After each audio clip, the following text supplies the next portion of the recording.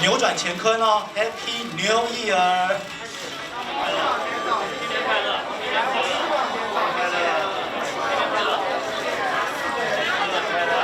四位，请准备了我们气魂的创意挥毫，现在要正式的开始哦。接下来呢，就请跟着你们的这个牛的意象呢，继续的发展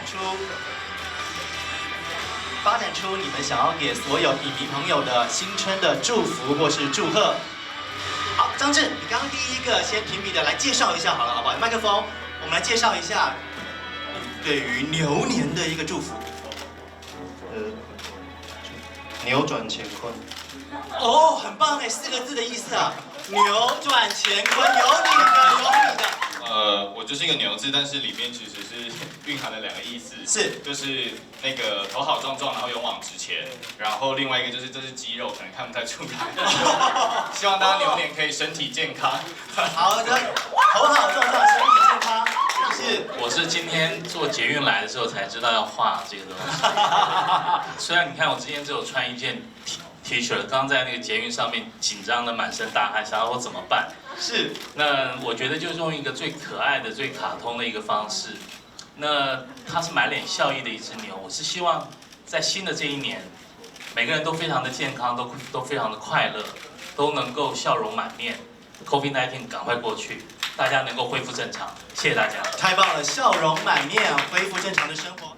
哎，你们不愧是夫妻档哎，这个就图腾当中都有把一些字面的意涵放在当中哎，你自己来解释啦，君宁。这应该就很清楚啦，就是 Happy 牛一年。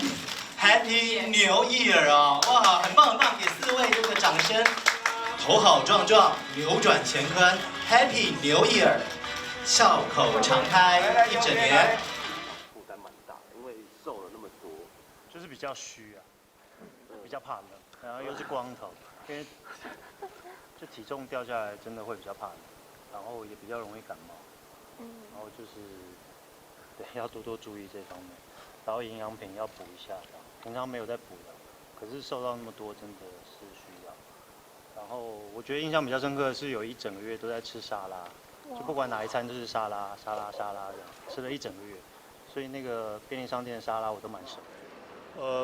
开工的时候有感冒2、3次，对，然后有一次是有点类似食物中毒那种，晚上就吐啊拉的，就是身体比较虚。我们跟导演其实，在拍之前就一直讨论，导演本来是不想要光头的，就是还是要有一点头发，然后到最后再光头。是不是要稀疏？都有讨论过，就是看哪一个好看。但那时候其实一开始是想说，是不是先稀疏毛发，然后后来就是试妆之后，在跟演员一起讨论的过程里面，发现说，都科幻片，不然就是帅一点。对，而且感觉包括后来讨论出一个，对，但后来里面有讨论出来说，就是梁简的一些人设，他的一些造型状态，他是应该是一个比较利落的人，所以他应该不会想要让自己在仪容上面那么复杂、那么麻烦，所以他就干脆剃光头。然后最后大家就讨论出来之后，就决定还是直接用一个光头的方式，然后也非常好看，所以就。我没有在管他们习不习惯，我比较 care 我自己习不习惯。